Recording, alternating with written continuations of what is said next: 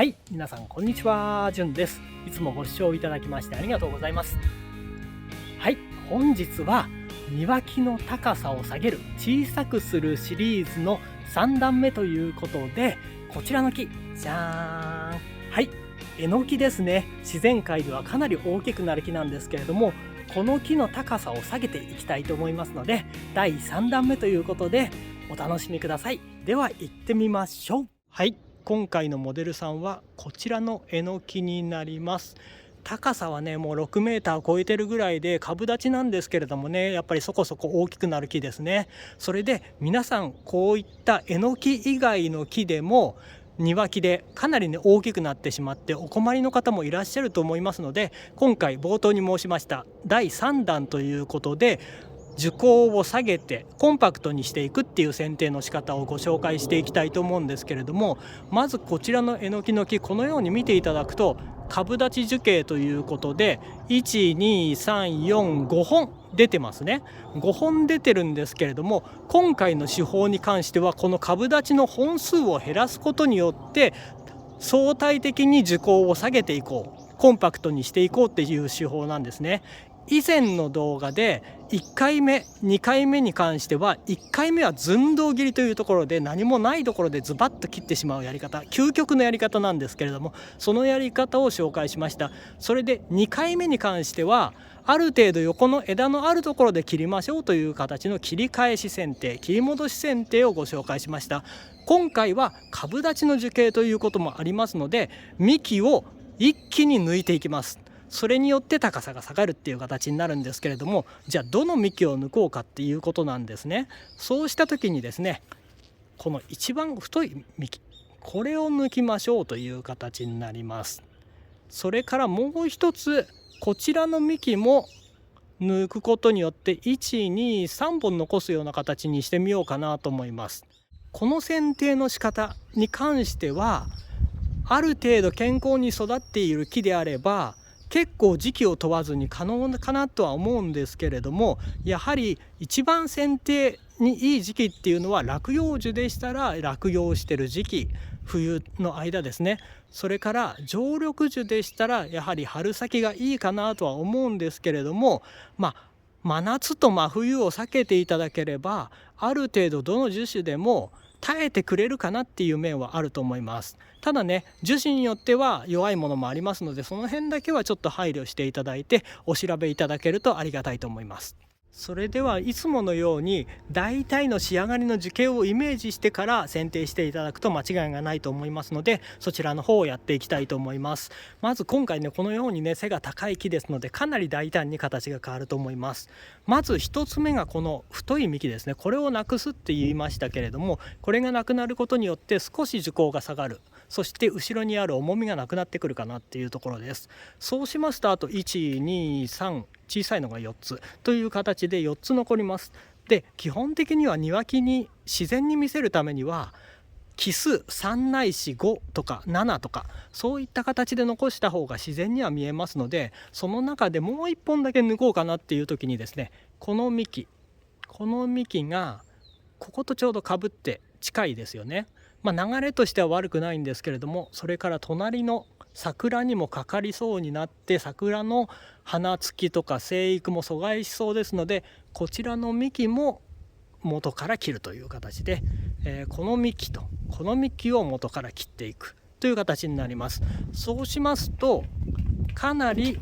この辺の樹高になってくるかなっていうところがあるんですけれども、その中でも残した幹も少し高く伸びてるところを切るような形、これは第2回目のね剪定のを応用していただければと思うんですけれども、この枝を残して切り返し剪定をやっていくっていう形で全体下げていきます。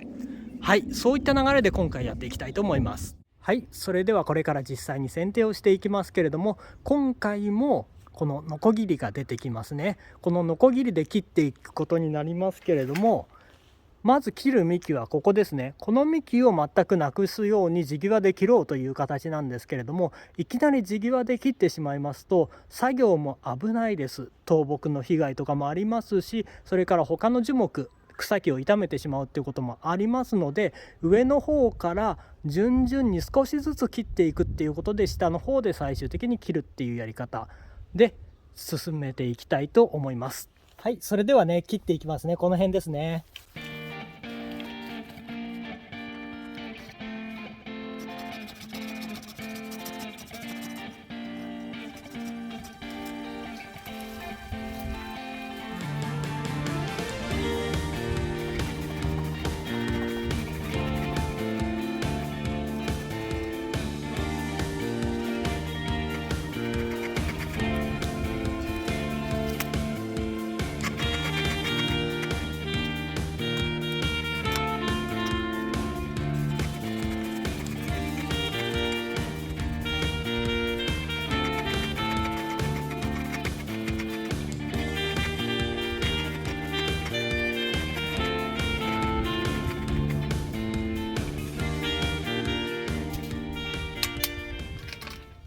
はい、今の作業でこれだけの枝をね剪定しました。長さで言ったらね2メーターぐらいを超えるものもありますけれども、これをね少しずつ小分けにして、この程度であれば持ちながら作業することができると思いますので、こんな感じになってます。はい、今のところこのような状態になってますね。高さが下がりまして、でここがまだ太い幹が残ってる状態ですので、この幹を下の方で切っていくっていう作業をやりますね。はい、それではねここですね。ここもかなり太いので短めに切りながらいきたいと思います。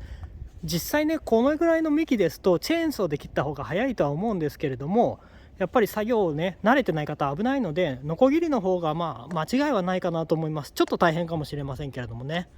はい、そういったわけなのでこう切っていきますけれども、この切る時にね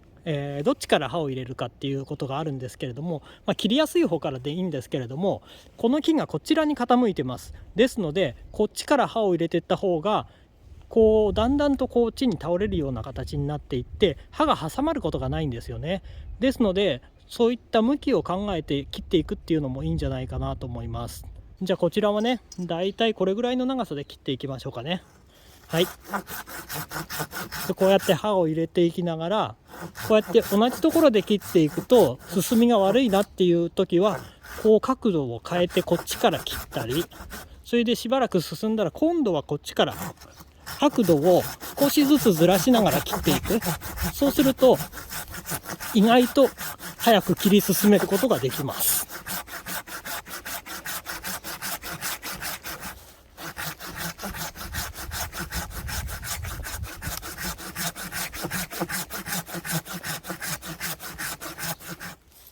で残りもう少なくなってきたら慎重にね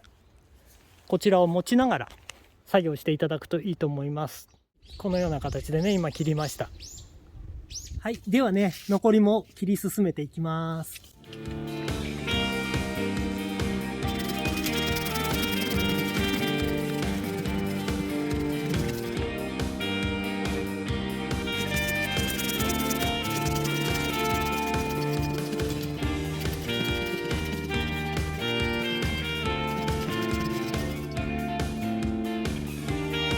それでは最後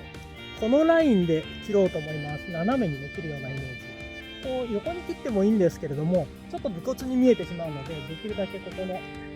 元からね付け根からなくなるような形で切ります。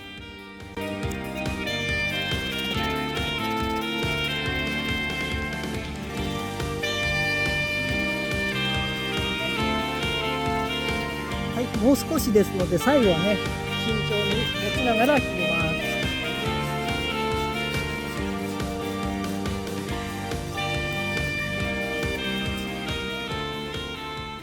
こんな感じです。はい、切り口はこのような形になりました。こういった大きな切り口には作業の最後にね油合剤を塗っておきたいと思います。はい、いかがでしょうか。こんな感じにすると真ん中にあったね強い枝がなくなりましたので、だいぶ軽い印象になったんじゃないかなと思います。じゃあ続きましてねこちらの幹いってみたいと思います。こちらも同じ要領でね作業していきます。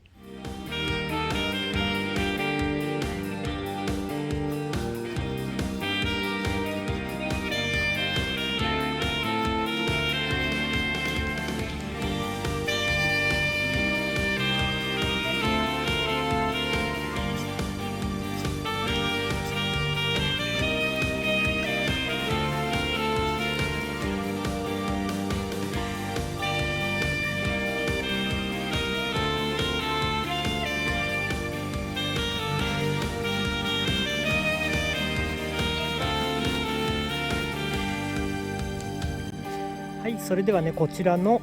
最終的な切る位置、ここで切ります。できればやっぱりここも斜めに切りたいんですけれども、できる範囲でね攻めるようにしてみたいと思います。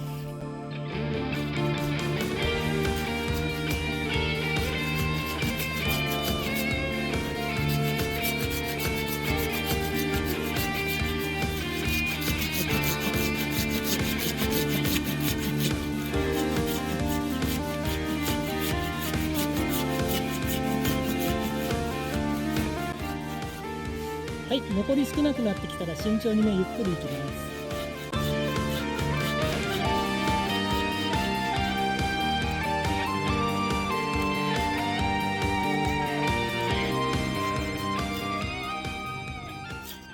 はい、切り口はねこのような形になりました。できるだけね斜めに切るようにはしました。はい、このように切りますと上の方はこれだけね軽くなります。ここにあったものが一気になくなりましたね。じゃあちょっと前の方から見てみますね。はい、いかがでしょうか。こんな感じでね軽やかになりました。これでもね少しね樹高がこの辺が高いんですよね。ちょっと見やすいところまで行ってみますけれども、ここですね。ここがまだ高いんですよ。なのでこちらに比べてこっちがちょっと不自然に上に上がってるように見えますので、ここの部分で分枝分かれしてるんですよね。横枝にこの枝を残すようにして、この上の枝をここのところで切ります。詳しく言うとこちらの枝を残してこちらの枝をここで切るという形になります。でここでねいきなりノコギリで切りたいところなんですけれども、ここで切ると重さでもし万が一この辺の皮が剥がれた場合にこの残す幹残す枝も傷んできてしまいますので、ここは慎重にこの上で一回切るような形で裂けを防いでおいて軽くしておいて、ここで最終的に切っていくっていう形で、切るラインとしてはここにちょっと盛り上がってるところがあると思いますけれども、ここを残すような形でこう切っていくようなイメージでいいかなと思います。ここをね斜めに切る理由なんですけど、こう切らない理由なんですね。それはですね、ここを見ると分かります。以前にここ切ったところなんですけれども、こうカルスって言ってこうやってかさぶたみたいに巻いてくるんですね。それで切り口を塞いできてくれます。ここはただもう少し斜めに切った方がカルスがこっち巻いてませんよね。だから以前の切り方がちょっと悪かったんですけれども、ここをできるだけこう斜めに切ることによってしっかりとかさぶたが巻いて、この木の中に腐朽菌が入るのを防いでくれるっていう役割がありますので、できるだけここはこう斜めに切っていくっていうことなんですけれども、詳しくはねコジット論っていうね理論がありますので、そちらの方を参考にしていただければ、木ごとにね結構違うんで、その辺もね踏まえて考えると結構楽しいんじゃないかなと思います。はい、それではねここですね。ここを切る前に少し上で切っておきます。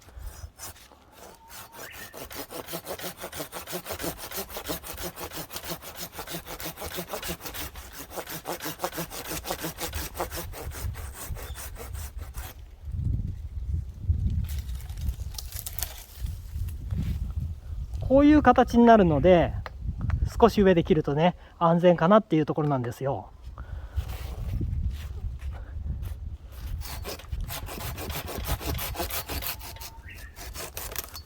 はい、それじゃあねここで切ります。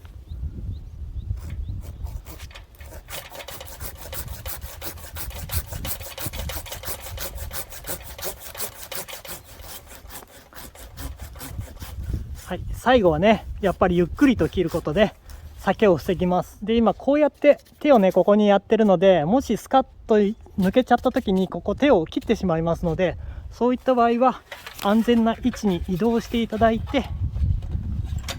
物が何もない状態ね、刃の先に何もない状態にしておいてからこう切っていただく。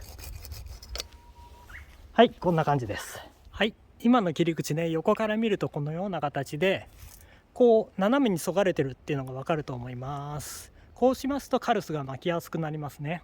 はい、このような形でかなりコンパクトな樹形になりましたね。それでですね、このまま終わってもいいんですけれども、もうちょっとナチュラルさを追求したい、それから大きくしたくないっていうことがありますので、ここに出てる枝ですね、この枝も今と同じ要領で強い上の方の枝だけをここの枝分かれしているところで切るっていう作業をやることで、少しこの部分をなで型にするようなイメージにして、もう少しナチュラルさを出すっていうことですね。切った感じを見せないようにしてみたいと思いますので、ここと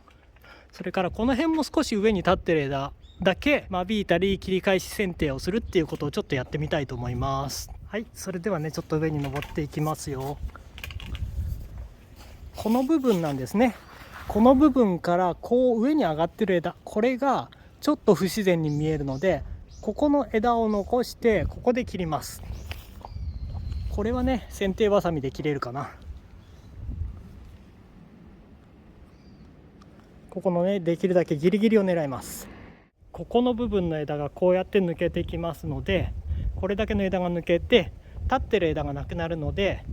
横に流れるような枝だけになって自然な風に見えると思います。もちろんね、もっと攻めることはできます。例えばここで切るとかね、いうこともできるんですけれども、どんどんね、ちょっと枝数が減ってしまいますので、これぐらいである程度残すところで仕上げたいと思います。こちら側の枝も切ろうかなと思ったんですけれども、そこまで悪さしなそうなので、これぐらい残して自然さをね、演出するようにしてみます。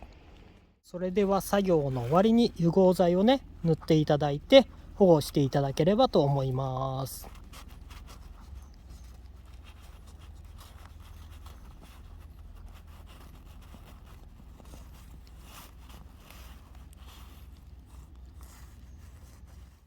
以上で剪定が終わりました。いかがでしょうか。かなり上に立っていた枝がなくなりましたので、コンパクトに横に流れるような樹形になったんじゃないかなと思います。こうしておけばね、大きくまた急成長するってことを防げますので、今後の生育抑制にも効果的かなと思います。こちらから見るとこのような形で、今ね、こう3つ幹が残ってるような状態ですね。株立ちだとこういうことも可能になりますので、皆さんもよろしかったらご参考ください。